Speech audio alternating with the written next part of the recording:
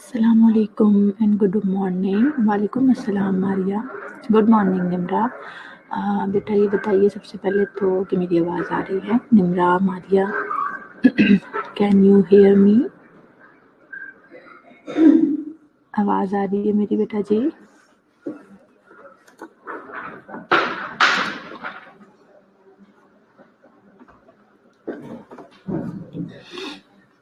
Hello Maria and Nimra. बेटा मेरी आवाज़ आ रही है आपको? और कौन कौन ऑनलाइन है? Okay, thank you Nimra.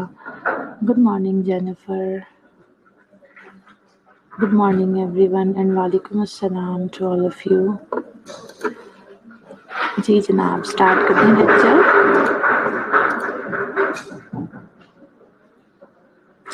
Okay, cardiac nursing जो हमारा यूनिट 4 है वो हमने स्टार्ट किया था. बीच में से यूनिट 1 2 आपको पढ़ा दिया. थर्ड मैंने फ़िलहाल स्किप किया है. CNS है, उसे हम थोड़ा ठहर के पढ़ेंगे. सो यूनिट 4 हमने स्टार्ट किया है कार्डियोवैस्कुलर नर्सिंग. कहा था मैंने सब स्टूडेंट से कि एनेटमी फिजियोलॉजी रिव्यू करके आनी है CVS की. सबसे पहले तो ये बताइए कि कौन कौन सा स्टूडेंट जो है वो एनेटमी फिजियोलॉजी को रिव्यू करके आया है. किसने, स्पेशली मैंने लेयर्स जो थी हार्ट की लेयर्स वो आपके साथ डिस्कस की थी कि हार्ट की लेयर्स को कौन किसने रिव्यू किया है, कौन पढ़ के आया है थोड़ा बहुत भी. ज़रा जल्दी से बताइए शाबाश. इसके अलावा एक और टास्क दिया था आपको, स्टीरॉइड सप्रेशन टेस्ट. वो कौन सा स्टूडेंट पढ़ के आया है? मी जेनिफर ने पढ़ा. Okay good. ओके जी. जी एक सप्रेशन टेस्ट भी आपको कहा था, वो किसी स्टूडेंट ने पढ़ा है या अभी भी भूल गए?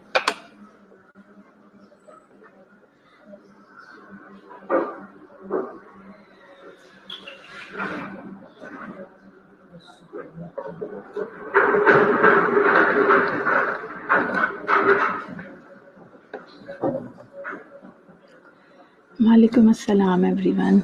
ओके, समर ने भी पढ़ा है. 2 स्टूडेंट ने पढ़ा है सिर्फ अभी तक. 13 स्टूडेंट्स ऑनलाइन है मेरे पास और सिर्फ 2 बच्चे बता रहे हैं कि मैम हमने पढ़ा है.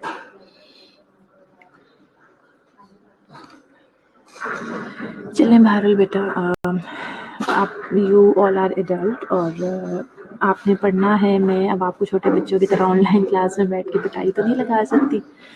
सो पढ़ेंगे तो अपना आपका भला है बेटा जी.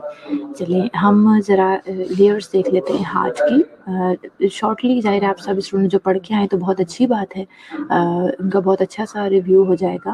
आउटर एपिकार्डियम होती है बेटा, फिर मिडल में हमें पता है मायोकार्डियम होती है और इनर एपिकार्डियम होती है, सॉरी एंडोकार्डियम होती है, जो बेसिकली कहना चाहिए कि जो वॉल्व्स होते हैं और बिल्कुल जो इंटरनल वायलिंग बनाती है वो, और कवरिंग पेरिकार्डियम. लेयर्स को करके पढ़ लेते हैं. पेरिकार्डियम आप सबको पता है आउटर साइड पे हार्ट के एक पेरिकार्डियल सैक होती है जिसकी 2 लेयर्स होती हैं. एक सीरस लेयर होती है, एक फिब्रस लेयर होती है. ये बेसिकली पूरी पेरिकार्डियल कैविटी जो है इसके अंदर पेरिकार्डियल फ्लूइड होता है. जिस तरह से लंग्स के सराउंडिंग में फ्लूइड होता है उसी तरह से कार्डियक कैविटी के अराउंड सराउंडिंग भी फ्लूइड होता है. The pericardium fixes the heart to the mediastinum, gives the protection against infection and provide the lubrication for the heart. The pericardial sac normally contains up to 50 ml of fluid. Epicardium आप सबको पता है outer most layer है heart की, और वो जो पूरी एक कैविटी है, आपको बताया था कि पेरिकार्डियल जो उसके इर्द गिर्द कैविटी है उसकी 2 लेयर्स होती हैं. पिक्चर में आपको नज़र आ रहा है कि पेरिकार्डियल फ्लूइड मौजूद है. उसकी जो 2 लेयर्स होती हैं पेरिकार्डियल पूरी कैविटी की, एक विज़रल लेयर होती है, एक पाराइटल लेयर होती है. विज़रल लेयर वो होती है जो कि बिल्कुल जो ऑर्गन है उसके साथ अटैच होती है, और दूसरी होती है parietal layer. So epicardium outermost layer है हार्ट की, एंड ये बेसिकली विज़रल लेयर होती है पेरिकार्डियम की. मायोकार्डियम थिक मिडल लेयर है हार्ट की. It composed of individual heart muscle cells. They are called cardiomyocytes. They are joined together by intercalated disc encased by collagen and other substances forming the extracellular matrix. Endocardium उसके बाद आती है. Its cells are rheologically and biologically similar to endothelial cells that line the blood vessels. Endocardium बिल्कुल internal layer जो heart की होती है वो. Test is use to measure, अच्छा मेरे को निशा ने कुछ आंसर भी दे दिया है साथ ही। The test is use to measure how cortisol level change to an injection. Dexamethasone is not dexamethasone test is mostly use to diagnose Cushing syndrome. ठीक है मेरे को निशा, मुझे समझ आ गया आपके आंसर से, और तो आपने जाहिर है इतना लंबा आप उसकी डिटेल में यहाँ पे राइट डाउन करके नहीं मुझे बता सकते, बट मुझे इतना समझ आ गया कि आपने कुछ ना कुछ रीड किया है उसे। ठीक है, गुड बेटा।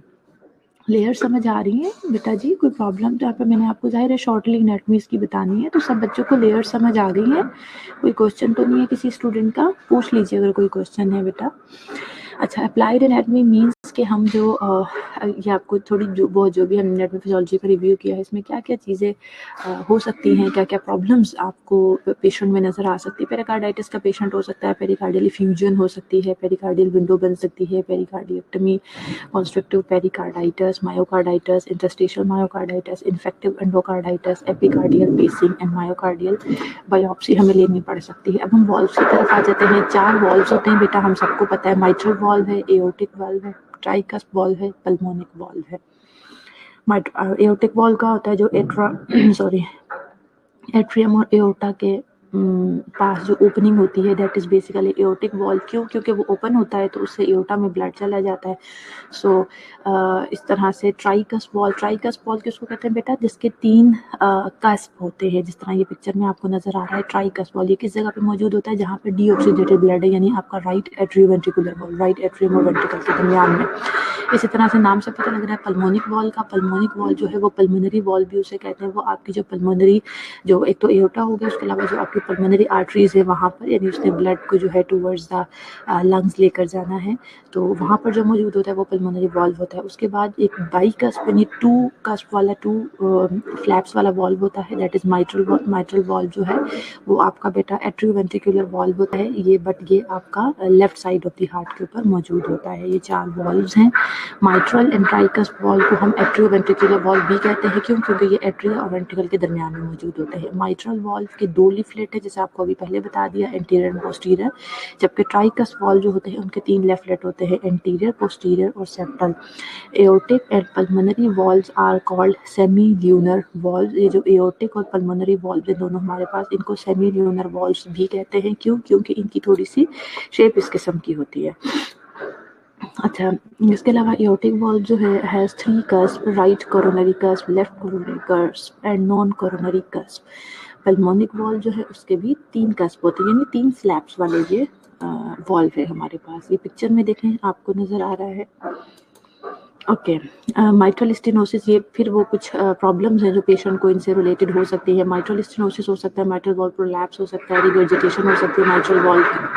ट्राइकस्प स्टेनोसिस है, ट्राइकस्प रिगर्जिटेशन है, aortic stenosis, aortic regurgitation, pulmonic stenosis, pulmonic regurgitation. और 2 जो ग्रेटर आर्टरीज है, हम सबको पता है, एओर्टा जिसमें जो left side of the heart होता है वहाँ से ऑक्सीजनेटेड ब्लड एओर्टा में एंटर होता है और वहाँ से पूरी बॉडी में सप्लाई कर जाता है। जबकि पल्मोनरी आर्टरी जो है वो आपकी एक अनदर लार्जर आर्टरी है, और पल्मोनरी आर्टरी का ये है कि जो डीऑक्सीजनेटेड ब्लड होता है आपके right side of the heart से पल्मोनरी आर्टरी के अंदर एंटर होता है और फिर पल्मोनरी आर्टरी से पूरी लंग्स की तरफ जाता है ताकि वहाँ पे वो ऑक्सीजनेट हो सके। तो ये आपकी 2 ग्रेटर आर्टरीज हैं।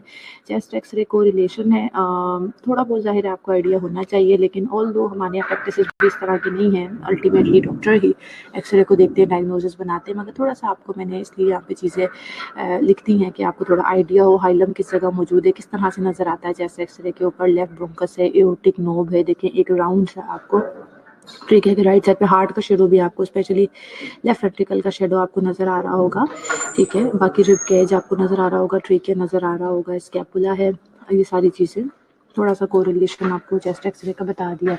Physiology of the heart anatomy के बाद हम डिस्कस करें तो सिस्टोल या फिर जिसे कॉन्ट्रैक्शन कहते हैं, डायस्टोल का मतलब होता है रिलैक्सेशन। सो एट्रियल सिस्टोल यानी एट्रिया आपके कॉन्ट्रैक्ट करते हैं तो सारा जो ब्लड होता है वेंट्रिकल के अंदर चला जाता है, जिसे हम वेंट्रिकुलर डायस्टोल कहते हैं। इसी तरह से जब वेंट्रिकल सिस्टोल होता है यानी वेंट्रिकल कॉन्ट्रैक्ट करते हैं तो उस टाइम एओर्टिक जो है वो जाहिर है वो जो फ्लैप्स होते हैं वो बंद हो जाते हैं और एओर्टा में और पल्मोनरी आर्टरीज के अंदर ब्लड चला जाता है। सिंपल रिलैक्सेशन और कॉन्ट्रैक्शन के लिए सिस्टोल और डायस्टोल का वर्ड यूज़ होता है, वो आपको पता होना चाहिए। सिस्टोल में 0.3 सेकंड का होता है और डायस्टोल जो है वो 0.5 सेकंड का होता है। सो टोटल हमारा कार्डियक साइकिल कितनी देर का हुआ? 0.8 सेकंड में, यानी आपका एक कार्डियक साइकिल कंप्लीट हो जाता है।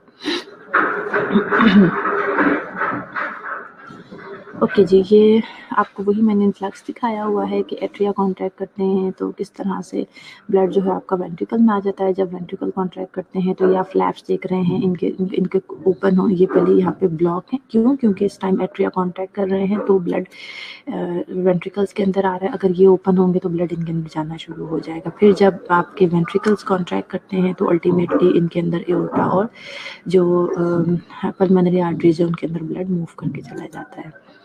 अप्लाइड फिजियोलॉजी बेटा, इसमें जो प्रॉब्लम्स आ सकती हैं, या पहले हम इन चीज़ों को डिस्कस कर लें कि contraction of muscle occur due to calcium influx. ये बात बड़ी डिटेल में आपको एंडोक्राइन सिस्टम में भी पढ़ाई थी कि कैल्शियम का बहुत ज़्यादा रोल है, जिस तरह से पूरी बॉडी के ओवरऑल मसल्स की कॉन्ट्रैक्शन के ऊपर, उसी तरह से हार्ट के जो मसल्स हैं उनके ऊपर भी। सो कॉन्ट्रैक्शन ऑफ मसल्स के लिए कैल्शियम की प्रेजेंस ज़रूरी है। कैल्शियम का इन्फ्लक्स का उसमें बहुत ज़्यादा रोल है। इसके अलावा इंक्रीज्ड कॉन्ट्रैक्टिलिटी, यानी आइनोट्रोपिक, बेसिकली इसे हम कहते हैं इफेक्ट्स। आइनोट्रोपिक मेडिकेशंस कौन सी होती हैं? जो हार्ट की कॉन्ट्रैक्टिलिटी को इंक्रीज करती हैं, उन्हें हम आइनोट्रॉप्स कहते हैं या पॉजिटिव आइनोट्रॉप्स कहते हैं।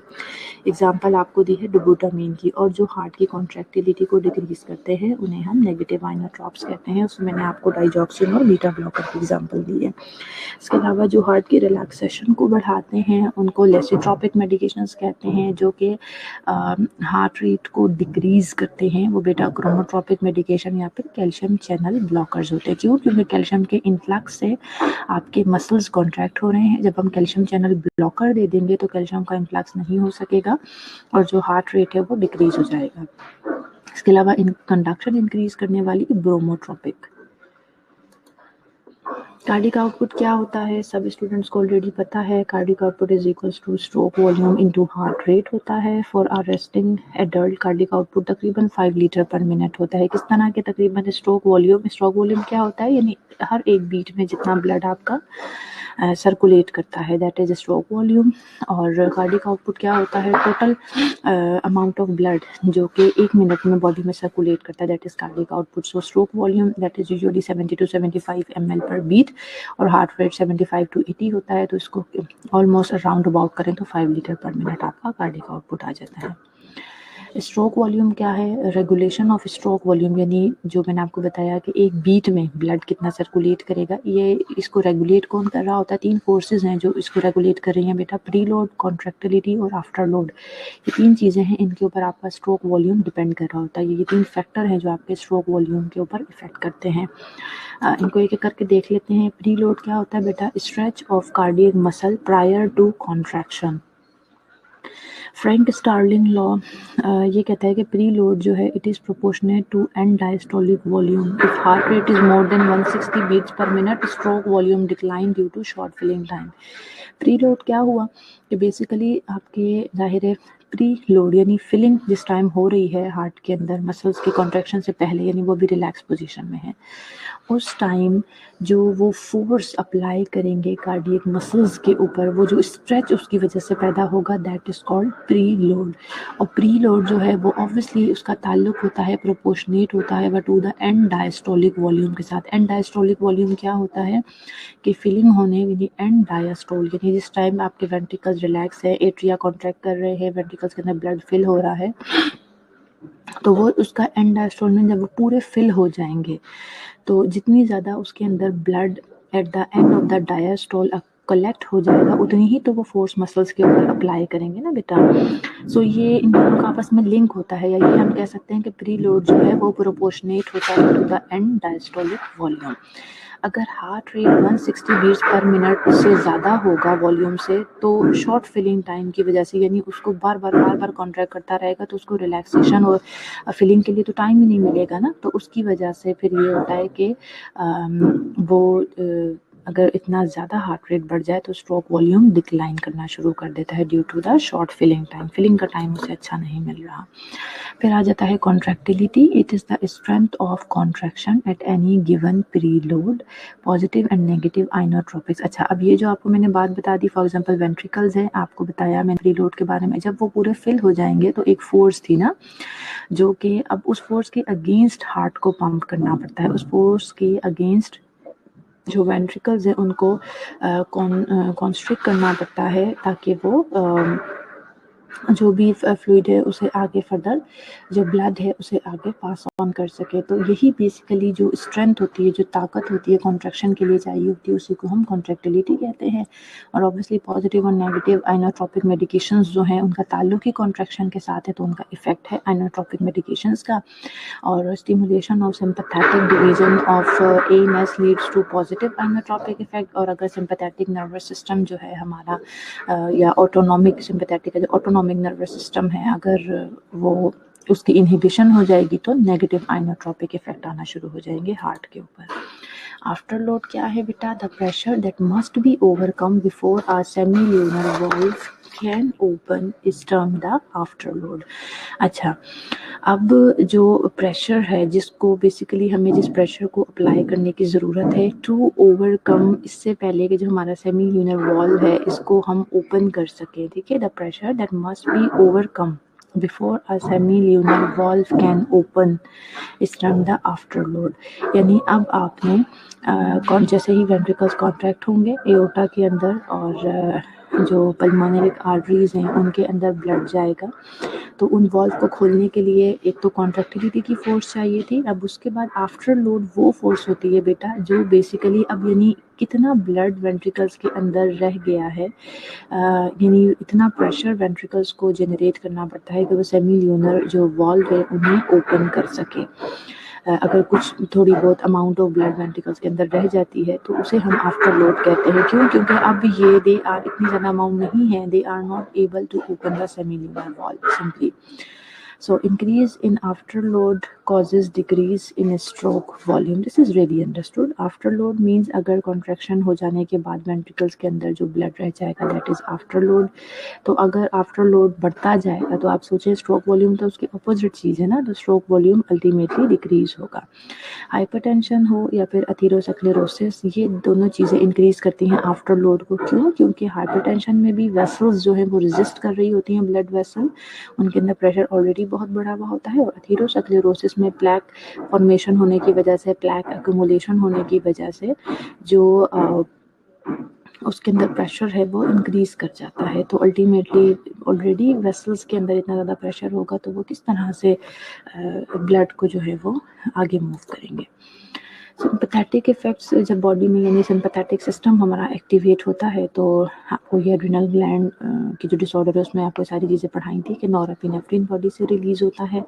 और बेटा जब पैरासिम्पैथेटिक यानी सिंपैथेटिक आपको होता है फाइट एंड फ्लाइट रिस्पॉन्सेज के लिए एक्टिवेट होता है बॉडी में, पैरासिम्पैथेटिक रिलैक्सिंग मोड के लिए होता है, इसमें एसिटाइलकोलिन रिलीज होते हैं और ये यूजुअली रेस्टिंग स्टेट के अंदर पैरासिम्पैथेटिक जो नर्वस सिस्टम है आपका वो एक्टिवेट होता है और लेफ्ट वेगस नर्व के रिस्पॉन्सेज आपको मिलते हैं।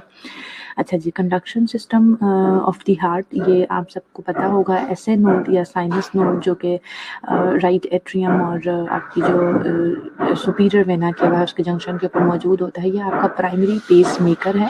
यानी इसका काम होता है आपका जो पूरे हार्ट का कंडक्शन, आपको पता है बिल्कुल एक, या बड़े डिटेल में पढ़ चुके हैं फिजियोलॉजी कि ये बिल्कुल इलेक्ट्रिकल एक्टिविटी की तरह पूरी हार्ट जो हमारा ये कॉन्ट्रैक्ट कर रहा होता है, जो हमारा एक पंपिंग का एक्शन है, दिस इज ड्यू टू एक पूरा कहना चाहिए कि इलेक्ट्रिकल एक्टिविटी यहाँ पे आपको नज़र आती है। सो एसए नोड आपका प्राइमरी पेस मेकर है जो यानी रिस्पॉन्सिबल है basically conduction of the heart के लिए। ये जो मसल्स की कॉन्ट्रैक्शन करवाता है इस चीज़ के लिए एसए नोड रिस्पॉन्सिबल है, जिसे हम प्राइमरी पेस मेकर भी कहते हैं। यही ओरिजिनेट करता है बेसिकली उस इलेक्ट्रिकल इम्पल्स को, इलेक्ट्रिकल पोटेंशियल को, जिसके थ्रू इम्पल्सेस जनरेट होती हैं और फिर पूरे आपके एट्रिया वेंट्रिकल पूरे हार्ट को कवर करते हुए उसको कॉन्ट्रैक्ट करवाती हैं। और एवी नोड जो है बेटा that is secondary pacemaker. अगर किसी वजह से साइनस, अभी हम आगे डिफरेंट टाइप्स पढ़ेंगे उसकी, अगर साइनस ब्रेडिकार्डिया हो जाता है या आपका एसए नोड में कोई भी इस किस्म का प्रॉब्लम हो जाता है कि जिसकी वजह से उसका हार्ट रेट ड्रॉप करता है, या एसए नोड सही से मेंटेन नहीं कर पा रहा इलेक्ट्रिकल पोटेंशियल को, कंडक्शन सिस्टम को, तो जो रिस्पॉन्सिबिलिटी है वो एवी नोड की तरफ मूव हो जाती है। एवी नोड जो है सेकेंडरी पेस मेकर है, फिर एवी नोड जो है एसए नोड का काम संभाल लेता है।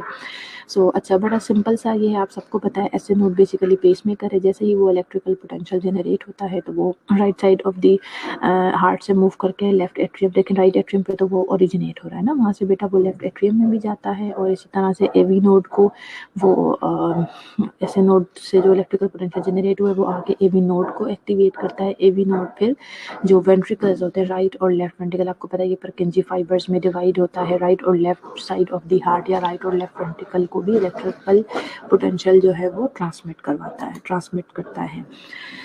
कंडक्शन सिस्टम समझ आ गया होगा आप लोगों को। इनकी जब हम डिफरेंट डिस्ट्रिमियाज पढ़ेंगे तो उसमें और दोबारा से इसका मिनट में फिजियोलॉजी को थोड़ा सा रिव्यू कर लेंगे।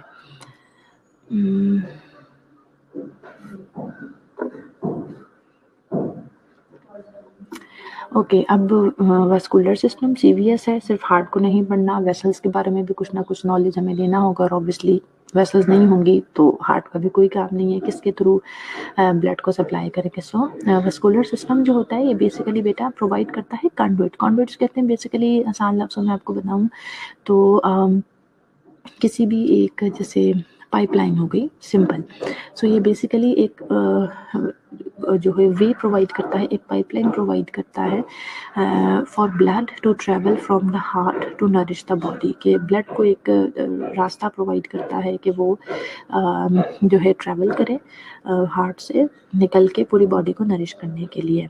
और जो वास्कुलर सिस्टम है, it carry cellular waste to the excretory organ and return blood to the heart for recirculation.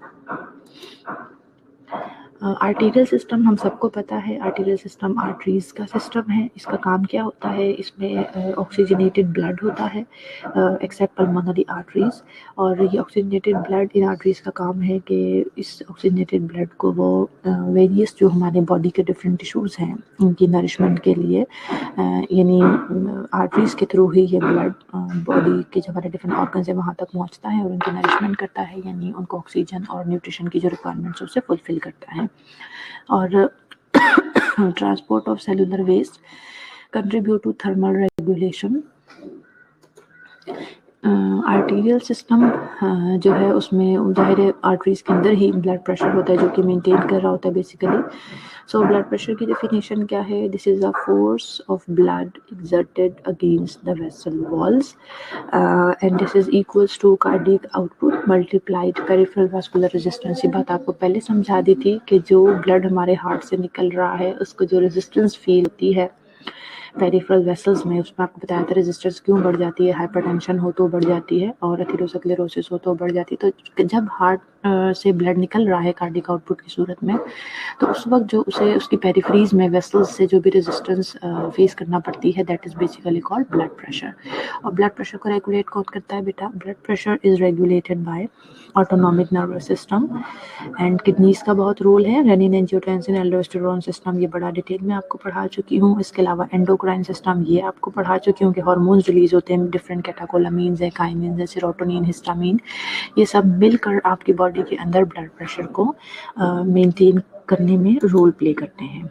अच्छा जी, असेसमेंट थोड़ा सा देख लेते हैं। आर्टरीज की पल्पेशन आप सबको पता है, जो वैसे तो 9 कॉमन साइट्स हैं आर्टरीज की, आपको पता है टेम्पोरल है, बाकी कैरोटिड आर्टरी है, ब्रेकियल है, रेडियल है, पोप्लीटियल है, डोर्सालिस पेडिस है और इंटीरियर टिबियालिस है और फेमरल आर्टरी है। ये सब आर्टरीज हैं जिन्हें हम पल्पेशन के लिए डिफरेंट साइट्स ऑफ पल्सेस जो है इनको हम यूज़ कर सकते हैं। ब्लड प्रेशर एक सिस्टोलिक प्रेशर होता है, एक डायस्टोलिक प्रेशर होता है। सिस्टोलिक क्या होता है, which is related to contraction and diastolic is basically related to relaxation. अब थोड़ा डिटेल में आपको बता देते हैं कि सिस्टोलिक बेसिकली ये वो अमाउंट ऑफ प्रेशर होता है या फोर्स होती है which is generated by left ventricle to distribute blood into the aorta with each contraction of the heart. ये वो अमाउंट ऑफ प्रेशर या फोर्स है जब लेफ्ट वेंट्रिकल कॉन्ट्रैक्ट होता है तो एओर्टा के अंदर जाहिर है ब्लड मूव करता है और फिर वहाँ से पूरी बॉडी में जाता है। तो इस वक्त जो अमाउंट ऑफ फोर्स अप्लाई होती है due to the contraction of the heart, this is called systolic pressure. और ये बिटवीन 90 to 135 मिलीमीटर मरकरी जो है एक रेंज है इसकी। यूजुअली वैसे सिस्टोलिक जो है 120 तक ज़ाहिर है नॉर्मल होता है, लेकिन एक ये रेंज है, it will depend upon, very करता है फिर किसी एक शख्स के जो है दूसरे और उनकी डिफरेंट चीज़ें होती हैं जिन पर मैटर करता है। जैसे ज़रूरी नहीं है, आप ये नहीं कह सकते किसी का अगर 110 है तो आप कहें जी this is abnormal. No, body पे सबसे पहले डिपेंड करता है वो कितने हेल्दी हैं, और वीक लोग हैं ज़ाहिर है तो उनका दे कैन कंपनसेट, वो 100 सिस्टोलिक में या 110 में भी बड़े आराम से अपनी लाइफ गुजार रहे होते हैं, वो उनका नॉर्मल होता है। सो इसलिए 120 वैसे बहुत कॉमन है, लेकिन 90 to 135 की एक रेंज मैंने आपको बता दी है। और सिस्टोलिक भी obviously affected by the cardiac output and arterial distension. हम डायस्टोलिक जो है वो भी अमाउंट ऑफ प्रेशर है या फोर्स है which is sustained by the arteries during the relaxation phase of the heart. अब डायस्टोलिक वो है कि अब जैसे अगर मैंने आपको बताया कि कॉन्ट्रैक्शन करने की वजह से सिस्टोलिक प्रेशर जनरेट होता है, जाहिर है वो जो प्रेशर जनरेट होगा वो ब्लड वेसल्स के ऊपर भी तो जाके अमाउंट ऑफ प्रेशर एग्जर्ट होगी ना। तो डायस्टोलिक जो है वो अमाउंट ऑफ प्रेशर होती है जो कि आर्टरीज रिलैक्सेशन के बाद भी, यानी जब हार्ट कॉन्ट्रैक्ट करने के बाद रिलैक्स हो गया है तो उसके बाद भी जो हार्ट है वो उसको सस्टेन, आपकी जो ब्लड वेसल्स हैं वो उस फोर्स को सस्टेन करती हैं। सो ऐसा नहीं होता कि उसके बाद आपकी जो आर्टरीज हैं वो कोलैप्स कर जाए। वो एक जो प्रेशर है उसे किस हद तक आर्टरीज जो है सस्टेन कर सकती हैं, वही बेसिकली उसका अमाउंट ऑफ प्रेशर होता है या डायस्टोलिक प्रेशर होता है। This is the ability of the heart to rest while filling with the blood. And other definition अगर मैं वेसल्स को हटा के ब्लड के पॉइंट ऑफ व्यू, हार्ट के पॉइंट ऑफ व्यू से आपको बताऊं, आपसे बात करूं, एंड इसके अलावा affected by peripheral vascular resistance, it is between 60 to 85 millimetre of mercury. इसी तरह से मैंने आपको बता दिया इसकी भी रेंज है, और जो नॉर्मली ज़्यादातर कंसीडर किया जाता है that is 80 millimetre of mercury. So blood pressure को लिखते किस तरह से है आपको पता है, systolic blood pressure over diastolic blood pressure, ये तरीकाकार होता है ब्लड प्रेशर लिखने का। यूनिट इसका मिलीमीटर ऑफ मर्करी है।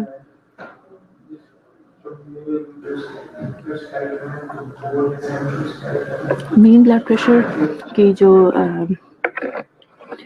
कहना चाहिए कि मीन ब्लड प्रेशर का जो फॉर्मूला है कैसे हम लेते हैं, आपके पेशेंट का जो भी डायस्टोलिक ब्लड प्रेशर होगा plus 1/3 pulse pressure, this is the formula for identifying the mean blood pressure of a patient.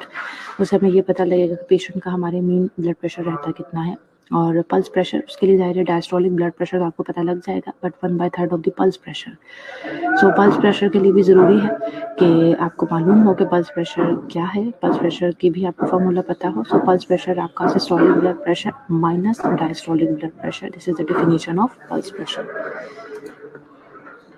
अब हाइपरटेंशन हमने डिटेल में पढ़ लिया, सारा वेसल्स का पढ़ लिया, आपको ब्लड प्रेशर बता दिया। ऑब्वियसली अगर इंक्रीज ब्लड प्रेशर रहता है, एक एवरेज मीन अगर एक निकालते हैं पेशेंट का, तो वो हर पेशेंट को हम हाइपरटेंसिव लेबल कर देते हैं। कैटेगरीज मैंने आपको ब्लड प्रेशर की एडल्ट्स में थोड़ा सा इनको कैटेगराइज करके बताया है। अगर इक्वल टू और सिस्टोलिक ब्लड प्रेशर, और फिर मैं डायस्टोलिक ब्लड प्रेशर बताऊंगी इसी सीक्वेंस में। सो अगर एक पेशेंट है, एक पर्सन है हमारा, उसका इक्वल टू और लेस देन 120 और 80 मिलीमीटर मर्करी रहता है तो ऑब्वियसली दिस इज नॉर्मल। और अगर 120 से 129 सिस्टोलिक और ग्रेटर देन 80 आपको डायस्टोलिक मिल जाता है तो दिस इज एलिवेटेड। इसको हम एलिवेटेड ब्लड प्रेशर के अंदर लेके आ जाते हैं। और हाइपरटेंशन की फिर स्टेजेस होती हैं बेटे, स्टेज 1 और स्टेज 2 है। स्टेज 1 में ये होगा कि अगर 130 से 139 तक सिस्टोलिक ब्लड प्रेशर और 80 से 89 तक डायस्टोलिक ब्लड प्रेशर आपको मिले, और स्टेज 2 में ग्रेटर देन 140 या इक्वल टू 140 मिलीमीटर मरकरी और डायस्टोलिक जो है ग्रेटर देन और इक्वल टू 90 मिलीमीटर मरकरी मिले, तो हम इसे कहते हैं कि पेशेंट हमारा स्टेज 2 हाइपरटेंशन के अंदर है। वीनस सिस्टम, जिस तरह से आर्टरीज का सिस्टम है उसी तरह से हमारी पूरी बॉडी में वीनस सिस्टम मौजूद है।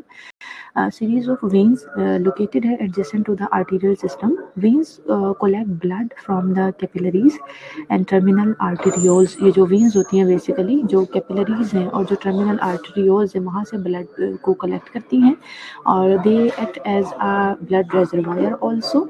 और इनके अंदर जाहिर है प्रेशर लो होता है as compare to the arteries. Arteries के मुकाबले में जो वेन्स होती हैं उनके अंदर जो प्रेशर है वो लो होता है बेटा, और ये कोलैप्सिबल सिस्टम होता है। है जो कि अगेंस्ट द ग्रेविटी काम करता है, इसलिए अल्लाह ताला ने इसके अंदर कुछ जो हमारी वेन्स है उनके अंदर कुछ छोटे छोटे से वॉल्व्स कह सकते हैं आप जैसे रखे हुए होते हैं इसी चीज़ के लिए कि वरना तो वो ग्रेविटी से पूरा का पूरा ब्लड जो है वो पूल करके lower part of the body में ही रहे। तो ये अल्लाह ताला का एक निज़ाम है।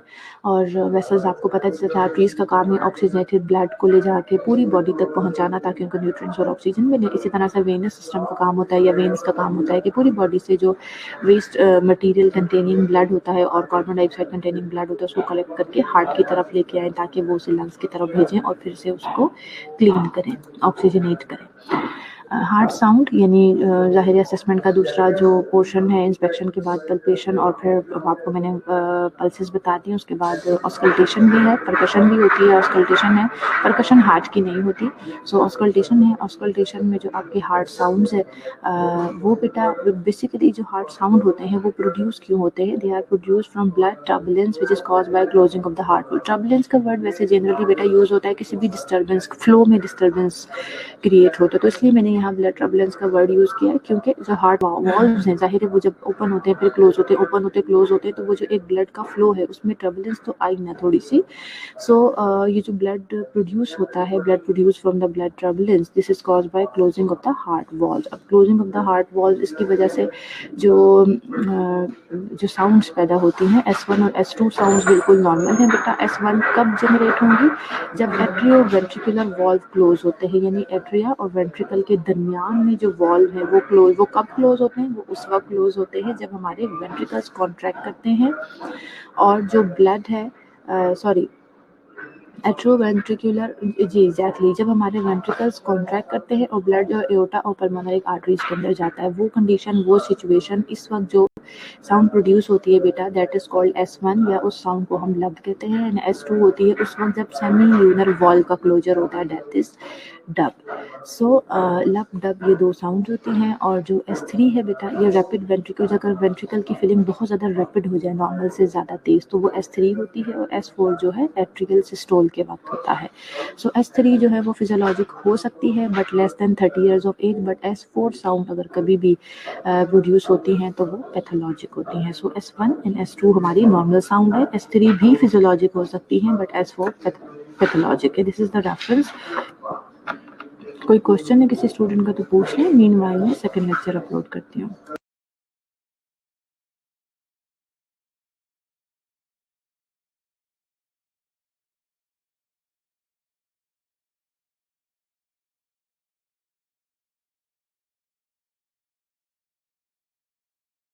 ओके, 9:45 हो गए हैं, हमारी अटेंडेंस का टाइम है। हम यूँ करते हैं अटेंडेंस मार्क कर लेते हैं, बैक टू बैक हमारी क्लास है तो अटेंडेंस मार्क कर लेते हैं। 5 मिनट पहले मैं लॉग ऑफ कर दूँगी तो आपको 5 मिनट का ब्रेक मिल जाएगा। फिर इंशाल्लाह पूरे 11 बजे हम अपनी नेक्स्ट क्लास स्टार्ट कर लेंगे, ठीक है? लेकिन फिर ब्रेक नहीं मिलेगा किसी स्टूडेंट को, मैं पहले ही ब्रेक दे रही हूँ 5 मिनट्स के आपको।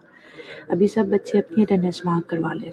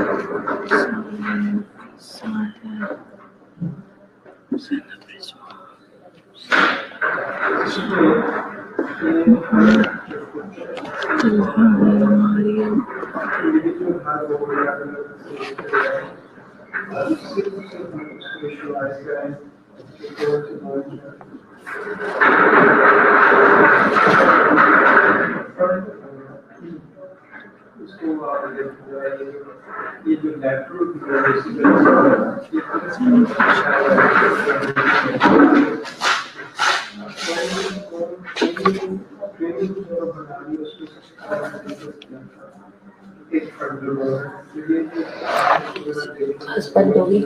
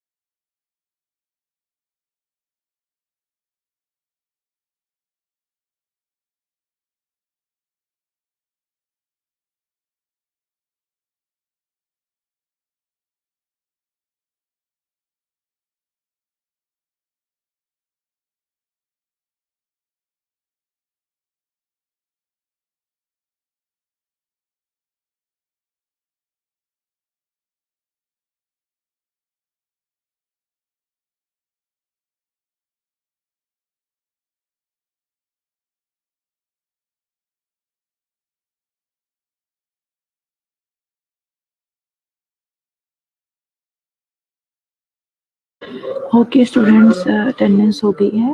5 मिनट्स हैं अभी आपकी क्लास ख़त्म होने में, तकरीबन 5 टू 7 मिनट्स है, ये आपका ब्रेक है। पूरे 11 बजे सब स्टूडेंट्स ऑनलाइन हो और मैं लेक्चर स्टार्ट कर दूँगी। ठीक है बेटा, टेक केयर।